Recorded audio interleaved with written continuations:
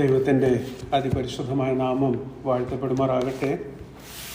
ചില നാളുകൾക്ക് ശേഷം ദൈവവചനവുമായിട്ട് സ്ഥലസഭയിൽ നിൽപ്പാൻ കർത്താവ് തന്ന അനുഗ്രഹീതമായ നിമിഷങ്ങളെ ഓർത്ത് ദൈവത്തെ സ്തുതിക്കുന്നു.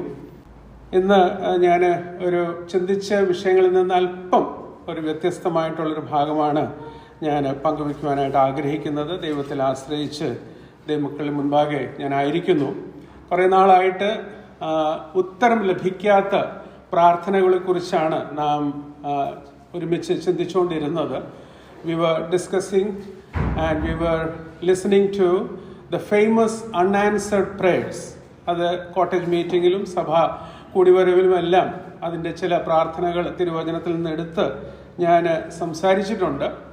എന്നാൽ അതിനുവേണ്ടി പൂർണ്ണ ഒരുക്കത്തോടുകൂടി അടുത്ത ഒരു പ്രാർത്ഥനയെക്കുറിച്ച് പങ്കുവെക്കുവാനായിട്ട് ഒരുക്കത്തോടുകൂടി ഇരിക്കുമ്പോഴാണ് ചില സംഭവ വികാസങ്ങൾ ഈ ഒരു ചിന്ത എൻ്റെ ഹൃദയത്തിൽ ദൈവാത്മാവ് നൽകിയത്.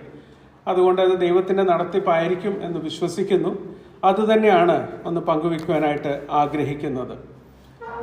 അതിനുവേണ്ടി നമുക്കൊരു വാക്യം പ്രാരംഭമായിട്ടൊന്ന് വായിക്കാം. യെശയ്യാ പ്രവാചകന്റെ പുസ്തകം 26-ാം അധ്യായം അതിൻ്റെ 1 മുതൽ 4 വരയ്ക്കുമുള്ള വാക്യങ്ങൾ.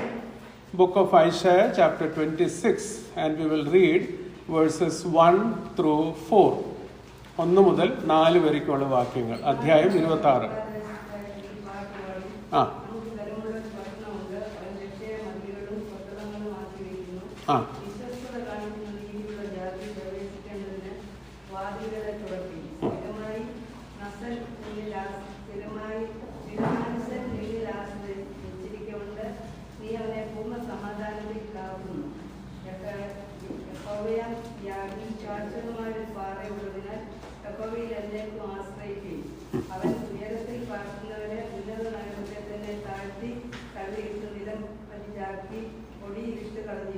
മതി. വായിച്ച ഭാഗത്തിന്മേൽ കർത്താവ് തൻ്റെ അനുഗ്രഹം നൽകട്ടെ. വളരെ പ്രാർത്ഥനയോടുകൂടി ദൈവവചനത്തിന് മുൻപാകെയാണ് നാം ഇരിക്കുന്നത്. ആ ഭക്തിയോടുകൂടെ ആയിരിക്കാൻ കർത്താവ് നമ്മെ സഹായിക്കട്ടെ. ഞാൻ എപ്പോഴും എന്നെ തന്നെ ഓർമ്മിപ്പിക്കുന്ന വാക്യം ആവർത്തിച്ച് ഒന്നുകൂടി പറയാം.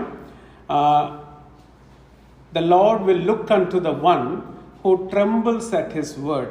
തൻ്റെ വചനത്തിങ്കൽ വിറയ്ക്കുന്നവനെ യഹോവ കടാക്ഷിക്കും എന്നാണ് യെശയ്യാ പ്രവാചകന്റെ പുസ്തകം 66-ാം അധ്യായം 2-ാം വാക്യത്തിൽ അവസാന ഭാഗത്ത് നാം വായിക്കുന്നത്. Isaiah chapter 66, the latter part of verse 2 says, I will look unto the one who trembles at my word. He who trembles at his word will not tremble before this world. തൻ്റെ വചനത്തിങ്കൽ വിറയ്ക്കുന്നവൻ ഒരിക്കലും ഈ ലോകത്തിന് മുൻപാകെ വിറയ്ക്കുകയില്ല. ദൈവത്തിന് സ്തോത്രം. അതുകൊണ്ട് ആ ഭക്തിയോടുകൂടെ ദൈവവചനത്തിന് മുൻപാകെ നമുക്കായിരിക്കാം. കർത്താവ് നമ്മെ സഹായിക്കട്ടെ. ഈ വർഷത്തിൻ്റെ ആരംഭം കഴിഞ്ഞ് 9-ാം മാസത്തിലെ അവസാന ദിവസങ്ങളിലേക്ക് നാം എത്തിച്ചേർന്നിരിക്കുകയാണ്. നമ്മുടെ ഭൂമണ്ഡലത്തെ നോർത്തേൺ ഹെമിസ്ഫിയർ നമ്മൾ പോവുകയാണെങ്കിൽ ഈ സെപ്റ്റംബർ മാസം കഴിഞ്ഞു. എന്നാൽ അത് ഒരു പുതിയ തുടക്കത്തിൻ്റെ ഒരു മാസമാണ് ആ സ്ഥലങ്ങളിൽ. അതായത് വെക്കേഷൻ, സമ്മർ കഴിഞ്ഞ് ഫോളിൻ്റെ ആരംഭം, സ്കൂളുകൾ റീഓപ്പൺ ആകുന്നു, അങ്ങനെയുള്ളൊരു സമയമാണ്. അപ്പോൾ ആ സമയങ്ങളിൽ പലതിനെയും ക്രമീകരിക്കാനായിട്ട് എല്ലാ കുടുംബങ്ങളും അവരൊരുങ്ങുന്ന ഒരു സമയം തന്നെയാണ്. അപ്പോൾ ഇത് മനസ്സിൽ വെച്ചുകൊണ്ട് നാം ചിന്തിക്കുന്ന ഭാഗം അത് നമുക്ക് ഒരുമിച്ച് ചേർന്ന് കർത്താവിൻ്റെ സന്നിധിയിൽ ആലോചിക്കാം. ദൈവാത്മാവ് തന്നെ നമ്മളെ നടത്തട്ടെ. ഈ യെശയ്യാ പ്രവാചകന്റെ പുസ്തകം 26-ാം അധ്യായത്തിലേക്ക് നമ്മൾ വരുമ്പോൾ ഇതും സഹസ്രാബ്ദം വാഴ്ചയുടെ സമയത്ത്, ഡ്യൂറിങ് ദ മില്ലനിയൽ റെയിൻ, ആ സമയത്ത് ഇസ്രായേൽ മക്കൾ ഒരുമിച്ച് ചേർന്ന് പാടുന്ന ഒരു ഗാനമാണ്. അതിന്റെ ആരംഭം തന്നെ നമുക്കറിയാം. അന്നാളിൽ അവർ യഹൂദ ദേശത്ത് ഈ പാട്ട് പാടും. What does verse 1 say? 1-ാം വാക്യം എന്താ പറയുന്നത്? 26-ാം അധ്യായം 1-ാം വാക്യം. പാട്ട് പാടും. Okay. ഇസ്രായേൽ മക്കൾ ഒരുമിച്ച് ചേർന്ന്. In English, please read. In that day, this song will be sung in the land of Judah. Yeah, this song will be sung in the land of Judah. Israel will sing unto the Lord. എന്ന് ഭാവിയിൽ ഈ അധ്യായം മാത്രമല്ല, യെശയ്യാ പ്രവാചകന്റെ പുസ്തകം 12-ാം അധ്യായം, നമുക്കത് സുപരിചിതമാണ്. ആ അധ്യായം തുടങ്ങുന്നത് അന്നാളിൽ, അതായത് ഭാവിയിൽ ഇസ്രായേൽ മക്കൾ പാടും എന്ന് when they are restored. Israel മക്കളെ കുറിച്ച് വലിയവനായ ദൈവത്തിന് ഒരു വലിയ പദ്ധതിയുണ്ട്. ആ തിരഞ്ഞെടുക്കപ്പെട്ട ജനത്തിനു വേണ്ടി ആ പദ്ധതിയിൽ അവർ ഒരുക്കി, അവർ മാനസാന്തരപ്പെട്ട് യഥാസ്ഥാനപ്പെട്ട് ആ വലിയവനായ ദൈവത്തിൻ്റെ ന്യായ ഭരണത്തിന് കീഴിൽ അവരായി കഴിയുമ്പോൾ അവരൊരുമിച്ച് ചേർന്ന് അവർ പാടും. എന്ത് പാടും? The Lord is my strength, my song, and he has become my salvation. Chapter 12, യെശയ്യാപ്രവാചകന്റെ പുസ്തകം 12-ാം അധ്യായം നമ്മൾ വായിക്കുമ്പോൾ അവിടെ അന്നാളിൽ അവർ പാടും. ഇസ്രായേൽ മക്കൾ ഭാവിയിൽ അവർ ഒരുമിച്ച് ചേർന്ന് പാടും. എന്ത് പാടും? യഹോവയായ യാഹ് എൻ്റെ ബലം, എൻ്റെ ഗീതം, അവൻ എൻ്റെ രക്ഷയായി തീർന്നു. ഇതിനു മുമ്പ് നമ്മളത് ആരാധനാ സമയത്ത് പലപ്പോഴും ചിന്തിച്ചതാണ്. ഇസ്രായേൽ മക്കൾ അതിനു മുൻപ് 2 അവസരങ്ങളിൽ ഇതേ വരികൾ ചൊല്ലി അവർ പാടിയിട്ടുണ്ട്. പുറപ്പാട് പുസ്തകം 15 അധ്യായം അതിൻ്റെ 2-ാം വാക്യം വായിക്കുമ്പോൾ ചെങ്കടൽ കടന്ന് അങ്ങേക്കരയിൽ എത്തിച്ചേർന്നപ്പോൾ അവർ സ്വാതന്ത്ര്യത്തിന്റെ ഗാനം അവർ പാടി തുടങ്ങി. അവിടെയും പാടിയത് എന്താണ്? Jehovah is my strength, he is my song and he has become my salvation. അന്ന് മോശയുടെ നേതൃത്വത്തിലാണ് അവരത് പാടിയത്. പിന്നീട് സങ്കീർത്തനം 118-ന്റെ 14-ാം വാക്യം വായിക്കുമ്പോൾ അവിടെയും നമ്മൾ വായിക്കുന്നത് Jehovah is my strength, my song and he has become my salvation. ആ സന്ദർഭം ഏതാണ്? യെരൂശലേം ദൈവാലയത്തിന്റെ പുനഃപ്രതിഷ്ഠ സമയത്ത് എസ്ര എന്ന ശാസ്ത്രി, എസ്ര എന്ന പുരോഹിതൻ, ആ പുരോഹിതന്റെ നേതൃത്വത്തിൽ അവർ ഒരുമിച്ച് ചേർന്ന് വീണ്ടും പാടി. ഇനി ഭാവിയിൽ അവർ പാടും. പ്രവാചകനായ മോശയുടെ നേതൃത്വത്തിൽ അവർ പാടി, പുരോഹിതനായ എസ്രയുടെ നേതൃത്വത്തിൽ ഇസ്രായേൽ മക്കൾ പാടി. ഇനി ഭാവിയിൽ അവർ പാടുന്നത് ആരുടെ നേതൃത്വത്തിലാണ്? രാജാധിരാജാവും കർത്താധികർത്താവും. അന്ന് രാജാവായിട്ട് ഭരിക്കുന്നത് വലിയവനായ ദൈവമാണ്, നമ്മുടെ അരുമനാഥനാണ്, കർത്താവായ യേശു ക്രിസ്തുവാണ്. ആ 1000 ആണ്ട് വാഴ്ചയിൽ തൻ്റെ ജനം അവർ ഒരുമിച്ച് ചേർന്ന് ഈ പാട്ട് പാടും. ആരാധന സമയത്ത് നമ്മളിത് ചിന്തിക്കുമ്പോൾ നമ്മുടെ ഹൃദയത്തെ സന്തോഷം പകരുന്നതും നമ്മുടെ ആത്മീയമായ സന്തോഷത്തെ ഇരട്ടിപ്പിക്കുന്നതും അതിൻ്റെ വസ്തുത എന്ന് പറയുന്നത്, വീണ്ടെടുക്കപ്പെട്ട ദൈവജനം നമുക്കും ഈ പാട്ട് പാടുവാനായിട്ടുള്ള പ്രാഗൽഭ്യം കർത്താവ് തന്നിരിക്കുന്നു. കാരണം ഈ 3 പദവിയിലായിരിക്കാൻ യോഗ്യനായ മറ്റാരുമല്ല, കർത്താവായ യേശു ക്രിസ്തുവാണ്. He is the only one who is worthy to hold all the 3 offices. The office of the prophet, the office of the priest, the office of the king.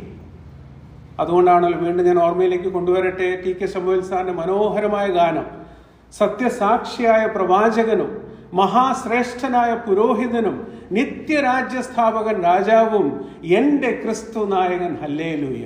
എന്തോ ഒരു വരികളാണ് അത്. ഒരുമിച്ച് ചേർന്ന് പാടുവാനായിട്ടുള്ള പ്രാഗൽഭ്യം ഇന്ന് ഈ കൃപായുഗത്തിൽ കർത്താവ് നൽകിയിരിക്കുന്ന ആർക്കാണ്? വീണ്ടെടുക്കപ്പെട്ട ദൈവജനത്തിനാണ്. നമ്മൾ ഒരുമിച്ച് പാടാൻ വേണ്ടിയുള്ള ആ അവസരവും പ്രാഗൽഭ്യവും കർത്താവ് നമുക്ക് തന്നിരിക്കുന്നു. അതുപോലെ തന്നെയുള്ളൊരു മനോഹരമായ ഒരു ഗാനമാണ് ഈ 26-ാം അധ്യായം. ദൈവമക്കൾ പിന്നീട് 26-ഉം 27-ഉം ഈ 2 അധ്യായങ്ങൾ ഒരുമിച്ച് ചേർന്നൊന്ന് വായിക്കണം. കാരണം 26-ാം അധ്യായത്തിൽ ഇസ്രായേൽ മക്കൾ വലിയവനായ ദൈവത്തോട് പാടുന്നു. 27-ാം അധ്യായത്തിൽ ദൈവം ഇസ്രായേലിനെ ചൊല്ലി പാടുകയാണ്. എന്തോ ഒരു മനോഹരമായ ഗാനങ്ങളാണ് ഈ 2 അധ്യായങ്ങളിലുള്ളത്. In chapter 26, the Israel is singing unto the Lord. In chapter 27, God is singing concerning Israel. അതുകൊണ്ട് ഇത് ചേർന്ന് വായിക്കുകയും ധ്യാനിക്കുകയും ചെയ്യുന്നത് വളരെ നല്ലതായിരിക്കും. അത് പ്രത്യേകമായിട്ട് ചെയ്യുക. എന്നാൽ നമ്മുടെ ചിന്താവിഷയം എന്ന് പറയുന്നത് 26-ാം അധ്യായത്തിലെ 3ഉം 4ഉം വാക്യങ്ങളാണ്. 3-ാം വാക്യം മുതൽ നമ്മൾ വായിക്കുമ്പോൾ അവിടെ വായിക്കുന്നത്, സ്ഥിരമാനസൻ നിന്നിൽ ആശ്രയം വച്ചിരിക്കൊണ്ട് നീ അവനെ പൂർണ്ണ സമാധാനത്തിൽ കാക്കുന്നു. യഹോവയാം യാഹിൽ ശാശ്വതമായൊരു പാറ ഉള്ളതിനാൽ യഹോവയിൽ എന്നേക്കും ആശ്രയിപ്പീൻ. സ്ഥിരമാനസൻ നിന്നിൽ ആശ്രയം വെച്ചിരിക്കൊണ്ട്. ഇംഗ്ലീഷിൽ നമ്മൾ വായിക്കുമ്പോൾ ഇവിടെ വായിക്കുന്നത്, the one who's mind is steadfast or whose mind is stayed on you. സ്ഥിര മാനസം, സ്ഥിരത നമുക്കറിയാം. അതിൻ്റെ വിപരീതമായിട്ടുള്ളൊരു പദം എന്താണ്? സ്ഥിരമല്ലാത്തത്, മനമേ ചഞ്ചലം എന്തിനായി, അല്ലേ? ചഞ്ചല മനസ്സ്. ഇന്നത്തെ ലോകത്തിൽ ചഞ്ചല മനസ്സില്ലാത്ത ആരെങ്കിലും ഉണ്ടോ? ഏത് വിശ്വാസി, നമ്മൾ അവിശ്വാസികളെ കുറിച്ച് നമുക്ക് ചിന്തിക്കേണ്ട ആവശ്യമേ ഇല്ല. അവരെപ്പോഴും ചഞ്ചലരാണ്. എന്നാൽ ദൈവമക്കളായ നമ്മൾ അഭിമാനിക്കുന്ന നമ്മൾ തന്നെ, എന്നെ ഉൾപ്പെടെ ഞാൻ പറയുകയാണ്, we are not steadfast in mind. ചഞ്ചലമാനസരായിട്ടാണ് നമ്മൾ എപ്പോഴും ആയിരിക്കുന്നത്. കാരണം നമ്മുടെ മനസ്സിൽ പല കാര്യങ്ങൾ നിറഞ്ഞിരിക്കുകയാണ്. സ്ഥിരമാനസരായിട്ട് നമുക്ക് എത്രമാത്രം ഉറപ്പോടുകൂടി ആയിരിക്കാൻ സാധിക്കുന്നു നമ്മളെ തന്നെ നോക്കുക. ഇവിടെ ദൈവവചനം നമ്മെ ഓർമ്മിപ്പിക്കുന്നത്, സ്ഥിരമാനസൻ നിന്നിൽ ആശ്രയം വച്ചിരിക്കൊണ്ട് നീ അവനെ പൂർണ്ണ സമാധാനത്തിൽ കാക്കുന്നു. എന്നെ ആകർഷിച്ച വാക്യം എന്ന് പറയുന്നത്, he keeps him in perfect piece. ദൈവിക സമാധാനമാണ്, എന്നാൽ അതിനെ ഒരു ഡബിൾ സൂപ്പർലെറ്റീവ് എന്ന നിലയിൽ അവിടെ പറയുകയാണ് പെർഫെക്റ്റ് പീസ്. മലയാളത്തിൽ അതിന്റെ അപ്രോപ്രിയേറ്റ് ഒരു തർജ്ജമ ആയിട്ടുണ്ടോ? അതൊരു ചോദ്യചിഹ്നമാണ്. നമ്മൾ വായിക്കുന്നത് ഇങ്ങനെയാണ്, പൂർണ്ണ സമാധാനത്തിൽ അവനെ കാക്കും. പൂർണ്ണ സമാധാനം 2 പ്രാവശ്യം ആവർത്തിച്ച് പറഞ്ഞിരിക്കുന്നു. അത് മാത്രമല്ല, ഈ 3-4 വാക്യം നമ്മൾ ഒരുമിച്ച് വായിക്കുമ്പോൾ അവിടെ നമ്മൾ വായിക്കുന്നത് ഇങ്ങനെയാണ്, യഹോവ എന്ന നാമം 1 അല്ല 2 അല്ല 3 പ്രാവശ്യമാണ് ആവർത്തിച്ച് പറഞ്ഞിരിക്കുന്നത്. 4-ാം വാക്യത്തിൽ ഒന്ന് നോക്കുക, യഹോവയായ യാഹിൽ ശാശ്വതമായൊരു പാറ ഉള്ളതിനാൽ യഹോവയിൽ എന്നേക്കും ആശ്രയിപ്പിൻ. ഇസ്രായേൽ മക്കൾ തമ്മിൽ പ്രബോധിപ്പിച്ച് ഈ ഗാനം പ്രതിഗാനമായിട്ട് പാടുമ്പോൾ അവർ പറയുകയാണ്, യഹോവയായ യാഹിൽ ശാശ്വതമായ ഒരു പാറ ഉള്ളതിനാൽ യഹോവയിൽ എന്നേക്കും ആശ്രയിക്കും. ശാശ്വതം എന്ന് പറയുന്നത് സംതിങ് ദാറ്റ് ഈസ് എവർലാസ്റ്റിംഗ്. നാം ജീവിക്കുന്ന ഈ ലോകത്തിലെല്ലാം താൽക്കാലികമാണ്. സ്വല്പ നേരത്തേക്കുള്ള സുഖഭോഗങ്ങൾ മാത്രമാണ് ചുറ്റിലും നാം കാണുന്നത്. യഹോവ നൽകുന്ന സകലതും അത് നിത്യമായതും ശാശ്വതമായതുമാണ്. എന്തൊരു ഉറപ്പ് നൽകുന്ന ഒരു വിഷയമാണ്. എത്രയോ ഉറപ്പ് നൽകുന്ന ഒരു വിഷയമാണ് സ്ഥിരമാനസം. നമുക്കറിയാം, 1000 ആണ്ട് വാഴ്ച സമയത്തുള്ള ആ രംഗം നമ്മളൊന്ന് മനസ്സിലേക്ക് കൊണ്ടുവരുമ്പോൾ എല്ലാം സമാധാനമാണ്, ഏറ്റവും സൽഭരണമാണ്. ഇപ്പോൾ കാണുന്ന ഒരു വിധത്തിലുള്ള ഭരണ തകഴ്ചയോ യാതൊരു വിധത്തിലുള്ള ഒപ്പോസിഷനോ മറ്റു കാര്യങ്ങളൊന്നുമില്ല. സൽഭരണമാണ് അന്ന് നടക്കുന്നത്. സഭയുടെ സ്ഥാനം ആ സമയത്ത് എവിടെയാണെന്നുള്ളത് അതിനെക്കുറിച്ച് നമുക്ക് നല്ല ബോധ്യമുണ്ട്. കാരണം കർത്താവിന്റെ 2ാം വരവിന്റെ ആദ്യ ഘട്ടത്തിൽ സഭയ്ക്ക് വേണ്ടി കർത്താവ് വരുന്നു, മണവാളൻ വരുന്നു, സഭയെ കൂട്ടിക്കൊണ്ട് പോകുന്നു. ആ 2ാം വരവിന്റെ 2ാം ഘട്ടത്തിൽ സഭയുമായിട്ടാണ് ഈ ലോകത്തിലേക്ക് മടങ്ങി വരുന്നത്. The first time that he comes for the church. സഭയ്ക്ക് വേണ്ടി വരുന്നു. അതിനുശേഷം നാം കാണുന്നത് ആ മഹാപീഡന കാലത്തിന് ശേഷം സഭയുമായിട്ട്, തൻ്റെ മണവാട്ടി സഭയുമായിട്ട് 1000 ആണ്ട് വാഴ്ചയ്ക്ക് വേണ്ടി ഈ ഭൂമിയിലേക്ക് വരുന്നു. അതിനെക്കുറിച്ച് കഴിഞ്ഞ ആഴ്ച ദേവദാസൻ ജോർജന് അതിൻ്റെ ഒരു രൂപരേഖ, ഒരു സ്കെലിറ്റൽ ഐഡിയ വീണ്ടും നമ്മെ ഓർമ്മിപ്പിച്ചു. ഇത് മനസ്സിൽ വെക്കുക. ആ സമയത്ത് ആ സൽഭരണത്തിന് കീഴിലാണ് ദൈവജനം എല്ലാവരും തന്നെ. ദൈവജനം മാത്രമല്ല, മറ്റുള്ളവരെല്ലാവരും സമാധാനത്തോടുകൂടെ ആയിരിക്കും. എന്നാൽ ദൈവത്തിന്റെ തെരഞ്ഞെടുക്കപ്പെട്ട ജനം, ഇസ്രായേൽ ജനം, അന്ന് അവർ ചഞ്ചലമാനസരായിട്ടല്ല, സ്ഥിരമാനസമായിട്ട് തന്നെ അന്ന് അധികാരത്തിലായിരിക്കും. നമ്മളും അവിടെ ഉണ്ട്. നമ്മുടെ സ്ഥാനം അതിനെക്കാട്ടിലും ഉയർന്ന സ്ഥാനമാണ്. കാരണം മണവാട്ടി സഭ എന്ന നിലയിൽ അവനോടുകൂടെ വാഴുന്ന ഒരവസ്ഥയിലാണ് നാം ആയിരിക്കുന്നത്. എത്രയോ അനുഗ്രഹീതമായ ഒരു പദവിയിലേക്കാണ് കർത്താവ് നമ്മെ ഉയർത്തിയിരിക്കുന്നത്. എന്നാൽ ഇന്നും നമുക്ക് പ്രായോഗികമായിട്ട് അതിനെ ചിന്തിക്കാനായിട്ട് പറ്റും. അതെങ്ങനെയാണ്?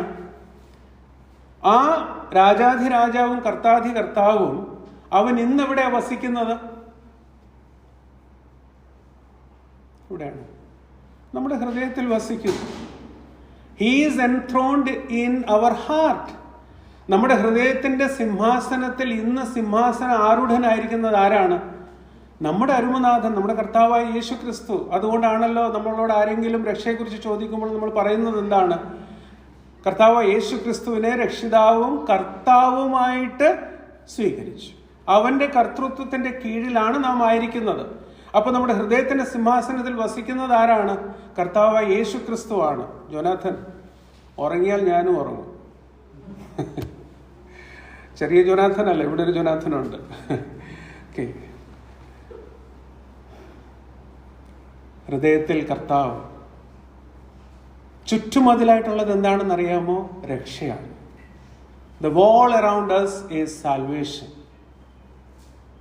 ദൈവത്തിന്റെ സന്നിധിയിലേക്ക് കടന്നു പോകാനായിട്ടുള്ള വാതിൽ തുറന്നിരിക്കുകയാണ്. അതുകൊണ്ട് പൂർണ്ണ സമാധാനത്തോടുകൂടെ ഇന്നും നമുക്കായിരിക്കുവാനായിട്ട് കഴിയും. ദൈവമക്കൾ മനസ്സിലാവുന്നുണ്ടോ? ദൈവമക്കളായ നമ്മൾക്ക് നമ്മുടെ ഏത് ജോലിയിലാകട്ടെ, ഏത് കൃഷിയിലാകട്ടെ, ഏത് ബിസിനസ്സിലാകട്ടെ, എവിടെ ആയിരുന്നാലും നമുക്ക് ഇന്നും ഈ ഭൂമുഖത്തായിരിക്കുമ്പോഴും നമുക്ക് സ്ഥിരമാനസമായിട്ട് സ്ഥിരതയോടുകൂടി ആയിരിക്കാനായിട്ട് കഴിയും. അതിന് യാതൊരു പ്രശ്നവും നമുക്കില്ല. ഞാനൊരു സ്റ്റേറ്റ്മെന്റ് കോട്ട് ചെയ്യട്ടെ.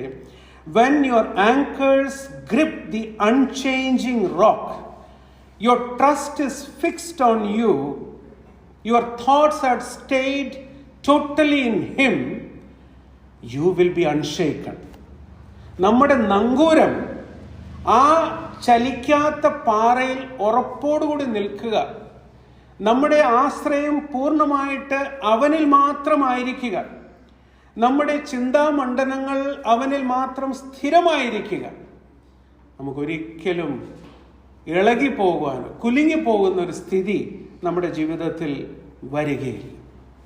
മക്കളെ, വിശ്വാസികളെ നമ്മൾ തന്നെ, ഞാൻ എൻ്റെ ജീവിതം ഒന്ന് അനലൈസ് ചെയ്ത് നോക്കി ഈ നാളുകളിൽ. ഞാൻ നേരത്തെ പറഞ്ഞിട്ടുണ്ടല്ലോ, ഈ മൊബൈൽ ഫോണിൻ്റെ ഒരു അഡിക്ഷൻ തന്നെ എൻ്റെ ജീവിതത്തിൽ വന്നു. ഞാൻ ആരും പോയിന്റ് ചെയ്യുന്നില്ല. ഒരു ദിവസം ഞാൻ കണക്ക് കൂട്ടി നോക്കിയപ്പോൾ ഒരു 12 മിനിറ്റ് കഴിയുമ്പോഴേക്കും അറിയാതെ തന്നെ ഫോൺ എടുക്കുക. ഒരാവശ്യവുമില്ല. ഓൺ ആൻ ആവറേജ് ഒരു 12 മിനിറ്റ് കഴിയുമ്പോഴേക്കും ഞാൻ ഫോൺ എടുക്കുക. എന്തെങ്കിലും കാണുമോ? എന്തെങ്കിലും ന്യൂസ് കാണുമോ? ഒന്നുമില്ല. ഒരു 2-3 മണിക്കൂർ കഴിഞ്ഞിട്ട് നോക്കിയാൽ മതി. അപ്പോഴാണ് ഞാൻ റിയലൈസ് ചെയ്തത്, ഐ ആം സോ അഡിക്റ്റഡ്. എന്തുമാത്രം അഡിക്ഷനാണ് അതിലേക്ക് വന്നിരിക്കുന്നത്. ഒരു സമയത്ത് ഞാൻ യാത്ര ചെയ്യുന്ന സമയത്ത്, അന്ന് ഈ പ്രീപെയ്ഡ് മൊബൈൽ ഡേറ്റ ആയിരുന്നു. പെട്ടെന്ന് കഴിഞ്ഞ് പോയപ്പോൾ ഞാൻ ഇവിടേക്ക് ബെൻസിയോട് വിളിച്ചിട്ട് പറയുക, പെട്ടെന്ന് ചാർജ് ചെയ്യുക. ഒഫീഷ്യൽ കാര്യങ്ങളും ഉണ്ട്, എന്നാലും അത് വേണമെങ്കിൽ അല്പം ഒന്ന് താമസിച്ചാലും കുഴപ്പമില്ല. See how quickly you become, addicted to this. You're a dumb machine. അതിൻ്റെ കൺട്രോൾ നമ്മളായി പോവുകയാണ്. ജീവനില്ലാത്ത ഈ ഒരു ചെറിയ ഡിവൈസ്, ചഞ്ചലമാനസ്. ദൂരദർശൻ മാത്രമുള്ള സമയത്ത് ഒറ്റൊരു ചാനലേ ഉള്ളൂ. അന്ന് TV വാച്ച് ചെയ്തവർക്കെല്ലാം അറിയാം. ഞങ്ങളൊക്കെ അതിരുന്ന് സൺഡേ ആരാധന കഴിഞ്ഞിട്ട് വന്നാൽ പെട്ടെന്ന് നോക്കും. അതേ നോക്കാനുള്ളൂ. അന്ന് സ്ഥിരമായിട്ട് ന്യൂസ് മുതൽ ഡോക്യുമെൻ്ററി മുതൽ എല്ലാം ഇരുന്ന് കാണും. ഇന്ന് 1000-1500 ചാനലാണ് ഉള്ളത്. ഏതെങ്കിലും ഒന്ന് 5 മിനിറ്റിന് കൂടുതൽ നമ്മൾ കാണുന്നുണ്ടോ? ആ റിമോട്ട് പിടിച്ചിട്ട് ബ്രൗസിങ് ആണ്, അല്ലേ? അവിടെയും ഒരു സ്ഥിരതയില്ല. അത് നടക്കുമ്പോൾ തന്നെ ഫോണൊന്ന് എടുക്കണം. അവിടെ TV നടക്കുക, ആ സമയത്ത് തന്നെ ഞാൻ ഫോൺ എടുക്കുക. എന്തിനാ? എന്തെങ്കിലും വന്നിട്ടുണ്ടോ നോക്കാൻ വേണ്ടി. ക്ലിയർ ഹെഡഡ്, അതിൻ്റെ നേരെ ഓപ്പോസിറ്റുള്ള വേർഡാണ് കൺഫ്യൂഷൻ. 1 കൊരിന്ത്യർ 14:33 വാക്യം ഒന്ന് നോക്കുക. 1 കൊരിന്ത്യർ 14:33.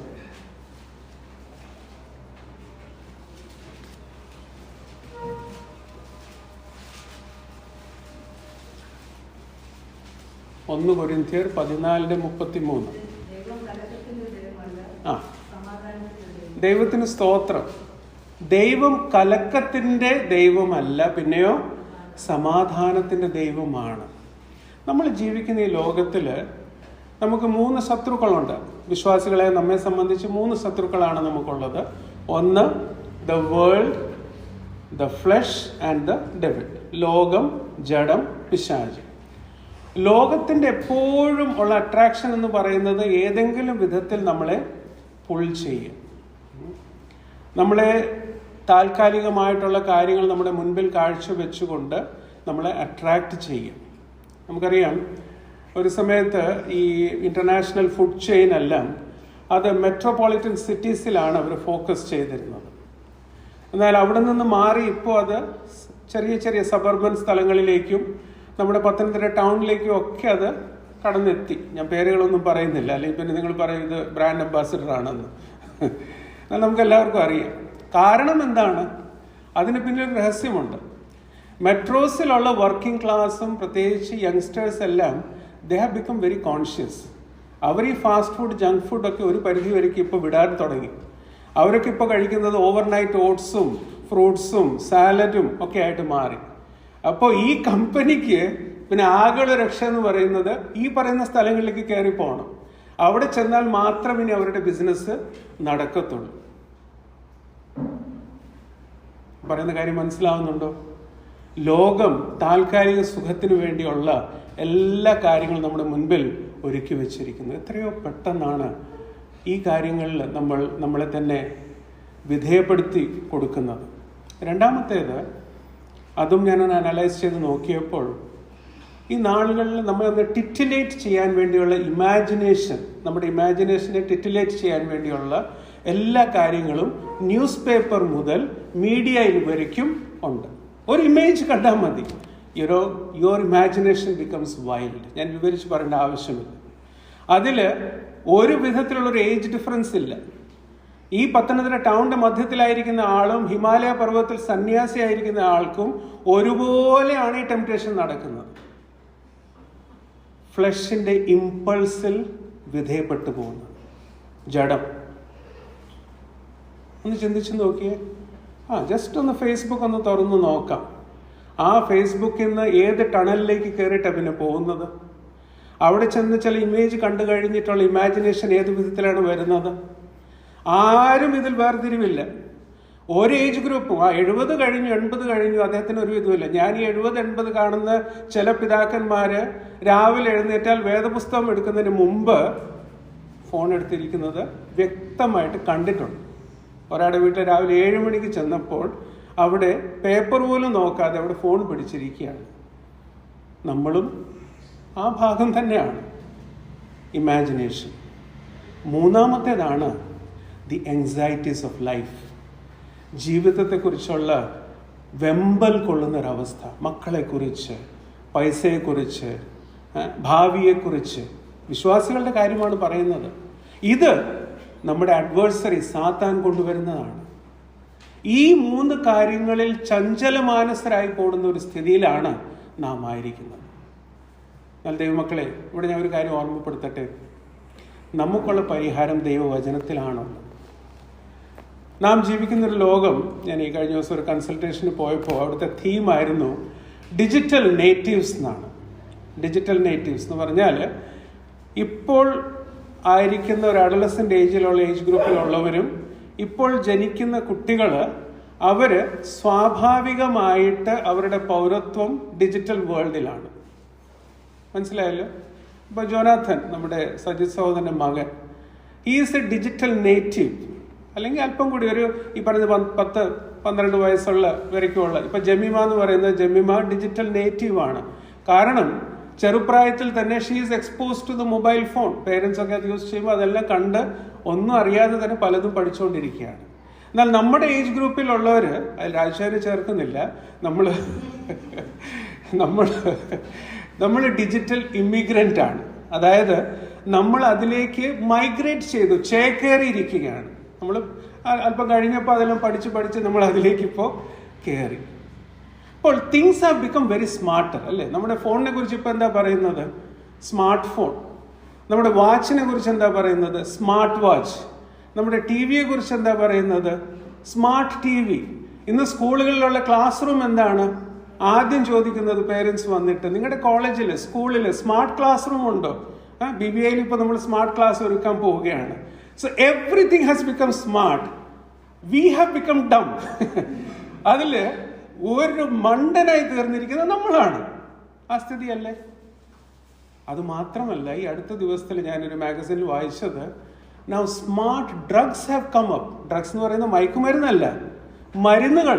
നമ്മുടെ ബ്രെയിൻ ഹെൽത്തിന് വേണ്ടി smart drugs across the counter ഇപ്പോൾ അവൈലബിൾ ആണ് പാശ്ചാത്യ രാജ്യങ്ങളിൽ. ഇനി ഇവിടെയും ഉണ്ടോ എനിക്ക് അറിഞ്ഞുകൂടാ. അത് കഴിച്ച് കഴിയുമ്പോഴേക്കും ഈ ആൽഷിമേഴ്സ് ആകട്ടെ, പാർക്കിൻസൺസ് ആകട്ടെ, അതിനല്പം താമസിപ്പിക്കാൻ, നമ്മുടെ ബ്രെയിനിനെ തന്നെ ഉത്തേജിപ്പിക്കുവാൻ, അത് കാര്യക്ഷമമാക്കിയിട്ട് മുൻപോട്ട് കൊണ്ടുപോകാനുള്ള ഡ്രഗ്സ് ഇറങ്ങിയിരിക്കുന്നത്. അതിന് പറയുന്നത് സ്മാർട്ട് ഡ്രഗ്സ് എന്നാണ്. Everything is becoming smart. ദൈവമക്കളും നമ്മൾ പലരും we succumb to these temptations. ഇവിടെ ഒരു കാര്യം മാത്രം പറഞ്ഞ് അതിനുള്ള സമയം മാത്രമേ ഉള്ളൂ. 3 ബുള്ളറ്റ് പോയിന്റിൽ ആ കാര്യം പറഞ്ഞ് ഞാൻ അവസാനിപ്പിക്കാം. ദൈവവചനത്തിൽ ഇതിനുള്ള പരിഹാരം നമുക്കുണ്ട്. How can you be clear headed? സ്ഥിരമാനസനായിട്ട് നമുക്ക് പോകാൻ പറ്റുന്നത്, ഒന്ന്, സ്റ്റേ ക്ലിയർ. അതിനൊരു വാക്യം നമുക്ക് പെട്ടെന്ന് നോക്കാം. 1 തെസ്സലോനിക്കർ അതിൻ്റെ 5-ാം അധ്യായം അതിൻ്റെ 6 മുതൽ 8 വരയ്ക്കുള്ള വാക്യങ്ങൾ. 1 തെസ്സലോനിക്കർ അതിൻ്റെ 5-ാം അധ്യായം അതിൻ്റെ 6, 7, 8. ആ ആ ആ ആ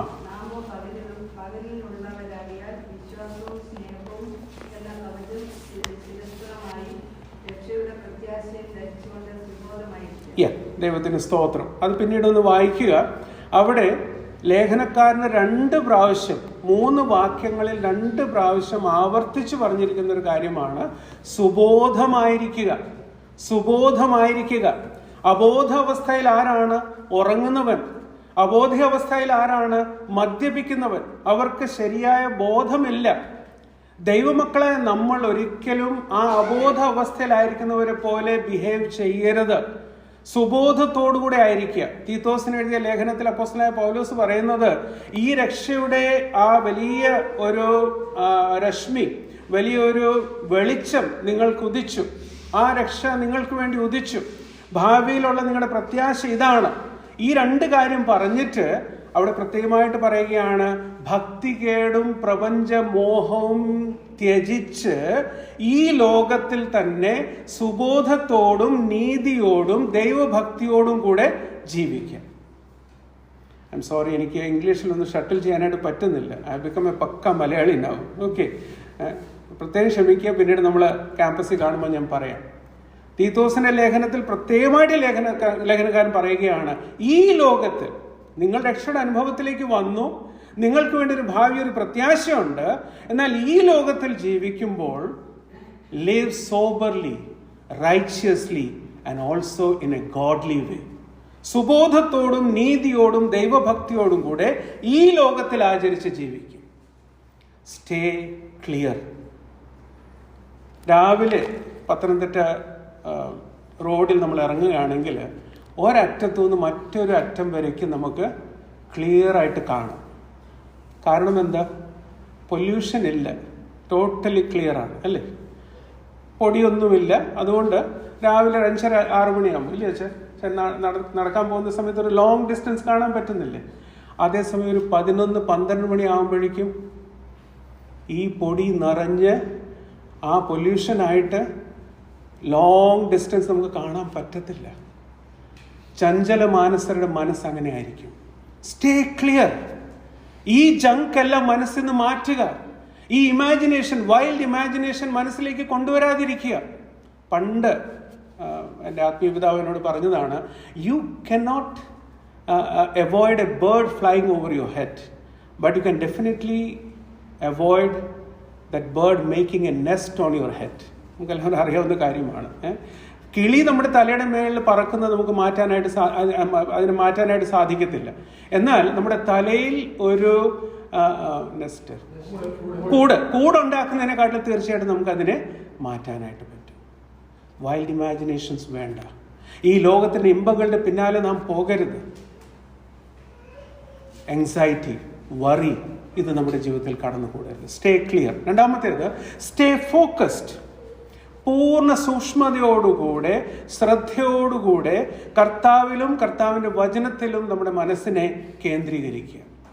സ്റ്റേ ക്ലിയർ, സ്റ്റേ ഫോക്കസ്ഡ്. അതിനോട് ഒരു വാക്യം ഒന്ന് വായിച്ച് ഒരു കാര്യം കൂടി പറഞ്ഞ് അവസാനിപ്പിക്കുക. അത് നമ്മൾ വായിക്കുന്നത് ഇവിടെയാണ്. 2 കൊരിന്ത്യർ 4:18 ആദ്യം വായിക്കാം. 2 കൊരിന്ത്യർ 4:18. 2 Corinthians chapter 4 verse 18. 4:18 നമ്മൾ വായിക്കുന്നത് ഇങ്ങനെയാണ്. അതെ,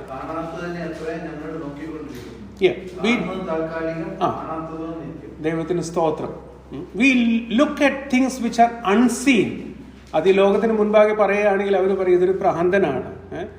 ലോകം പഠിപ്പിക്കുന്നത് we only believe what we see. എന്നാൽ തിരുവചനം നമ്മെ പഠിപ്പിക്കുന്നത് കാണാത്തതിനെയാണ് നാം നോക്കി പാർത്ത് മുൻപോട്ട് പോകുന്നത്. കാണുന്നതോ താൽക്കാലികം, കാണാത്തതോ നിത്യം. Because we are walking by faith. അവിടെ പറഞ്ഞ് ഞാൻ അവസാനിപ്പിക്കട്ടെ. 1 തിമോത്തിയോസ് 4:13 കൂടി ഒന്ന് നോക്കാം. 1 തിമോത്തിയോസ് 4:13. 1 തിമോത്തിയോസ് 4:13.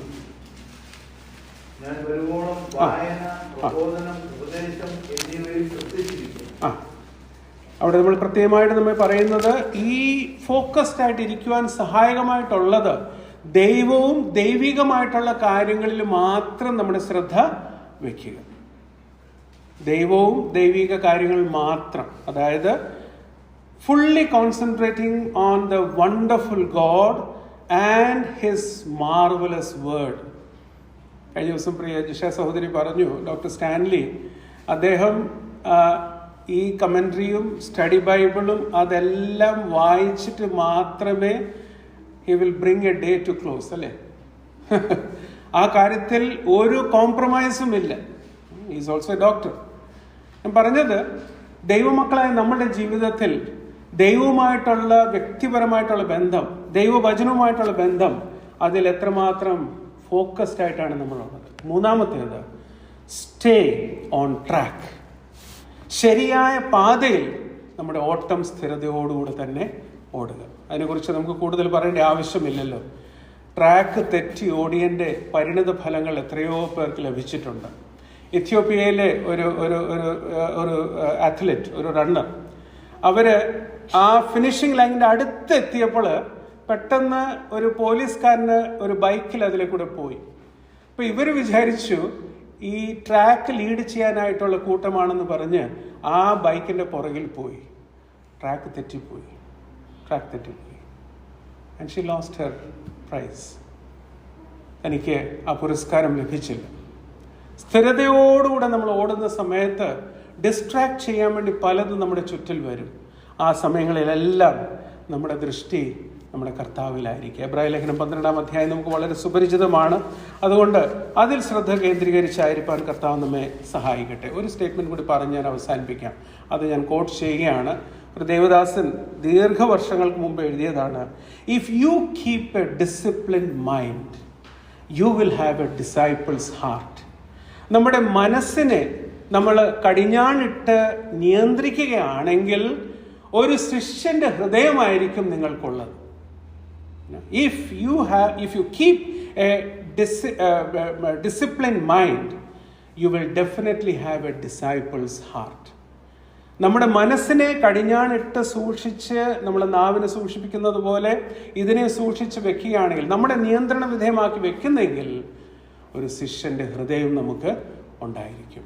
ആ വിധത്തിൽ സ്ഥിരമാനസരായിട്ട്, ചഞ്ചലമാനസരായിട്ടല്ല, സ്ഥിരമാനസരായിട്ട് ദൈവത്തിൽ ആശ്രയിച്ച് ദൈവത്തിൽ മാത്രം ആനന്ദം കണ്ടെത്തി, ദൈവത്തിൽ മാത്രം ആനന്ദവും സന്തോഷവും കണ്ടെത്തി, ദൈവവചനത്തിൽ മാത്രം ആശ്രയിച്ച് ഓരോ ചുവട് വെച്ച് മുൻപോട്ട് പോകുവാൻ കർത്താവ് നമ്മെ സഹായിക്കട്ടെ. യെരമ്യാ പ്രവാചകന്റെ പുസ്തകം, അതിൽ നിന്നൊരു വാക്യം വായിച്ചു മാത്രം ഇരിക്കാനായിട്ട് ആഗ്രഹിക്കുന്നു. യെരമ്യാവ് 15:16. അത് പിന്നീട് ഒന്ന് ധ്യാനത്തോടുകൂടി വായിക്കുക. 15-ാം അധ്യായത്തിലെ 16-ാം വാക്യത്തിൽ നമ്മൾ വായിക്കുന്നത് ഇങ്ങനെയാണ്: ഞാൻ നിന്റെ വചനങ്ങളെ കണ്ടെത്തി ഭക്ഷിച്ചിരിക്കുന്നു, നിന്റെ വചനങ്ങൾ എനിക്ക് സന്തോഷവും എൻ്റെ ഹൃദയത്തിന് ആനന്ദവും ആയി. അതേ വാക്കുകൾ, അതേ വരികൾ നമ്മുടെ ജീവിതത്തിലും അർത്ഥവത്താകട്ടെ. സ്ഥിരമാനസം, സ്ഥിരതയോടുകൂടി നമ്മുടെ മനസ്സിനെ നിയന്ത്രണത്തിൽ വിധേയമാക്കി ക്രിസ്തീയ ജീവിതത്തിൽ ഓരോ ചുവട് വെച്ച് മുൻപോട്ട് പോകുവാൻ കർത്താവ് നമ്മെ ഏവരെയും സഹായിക്കട്ടെ.